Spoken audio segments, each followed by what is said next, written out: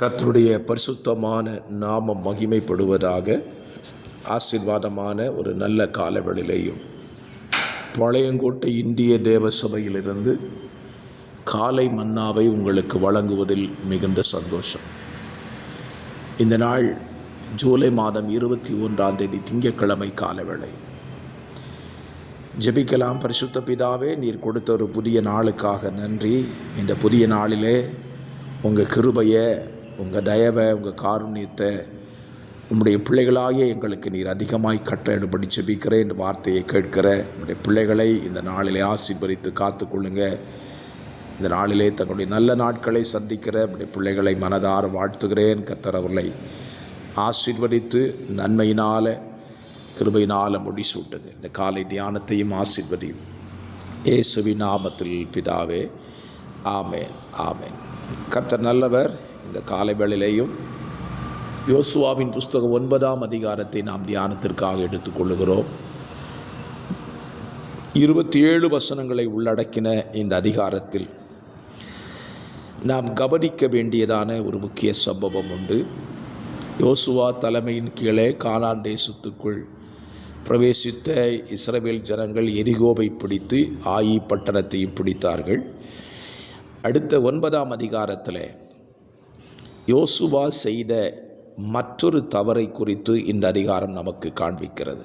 ஏற்கனவே தேவ ஜனங்களின் ஆலோசனையை கேட்டு ஆயி பட்டணத்தில் தோல்வியை சந்தித்த யோசுவா இப்பொழுது மறுபடியும் ஒரு தவறு செய்கிறான். நம்முடைய வாழ்க்கையில் தவறுகள் என்பது வாழ்க்கையில் வரக்கூடியது தான்.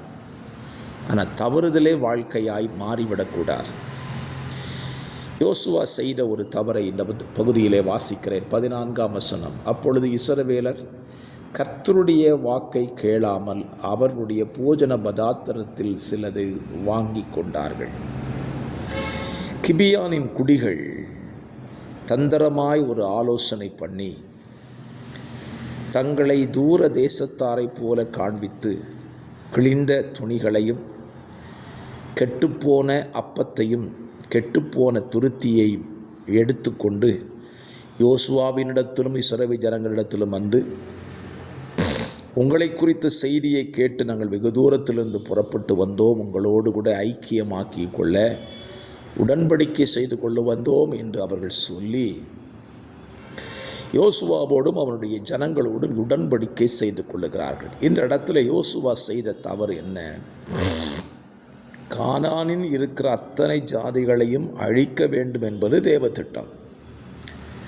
அந்த ஜாதிகளோடு நீ உடன்படிக்கை செய்து கொள்ளவோ ஒப்பந்தம் செய்து கொள்ளக்கூடாது என்பது தேவனுடைய வார்த்தை.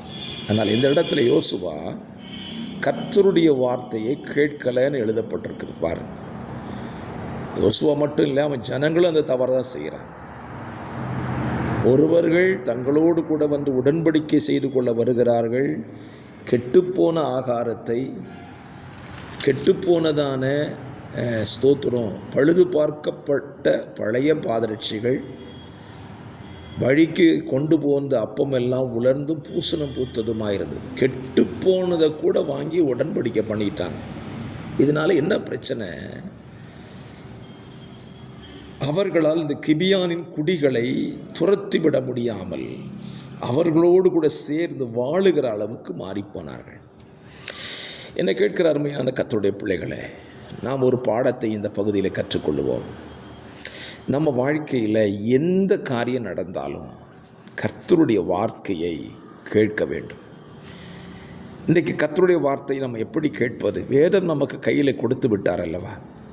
வருகிற பிரச்சனைகளுக்கு, வருகிற தேவைகளுக்கு, வருகிற நெருக்கங்களுக்கு, வருகிற மனிதர்களுக்கெல்லாம் வேதத்தின் சார்ந்து நம்ம முடிவு எடுத்தாலே போதும், ஜெயித்து விடலாம். அந்த காலகட்டத்தில் யோசுவாவுக்கு கர்த்தருடைய வார்த்தை இருந்துச்சு.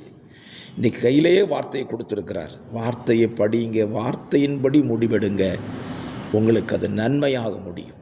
யோசுவா செய்த தவறினாலே அவர்களை மேற்கொள்ள முடியாமல், துரத்திவிட முடியாமல், அவர்கள் பகுதியை ஜெயிக்க முடியாமல் போய்விட்டது. ஆகவே உங்கள் வாழ்க்கையிலையும் கர்த்தருடைய வார்த்தையை கேட்டு செய்யுங்க. மனுஷ ஆலோசனைக்கு செவி கொடுத்து தோல்வியை தழுவி விடாதிருங்கள். கர்த்தர் உங்களை இந்த காலவெளியிலே வார்த்தையின்படி நடத்தட்டும் என்று சொல்லி வாழ்த்துகிறேன். God bless you.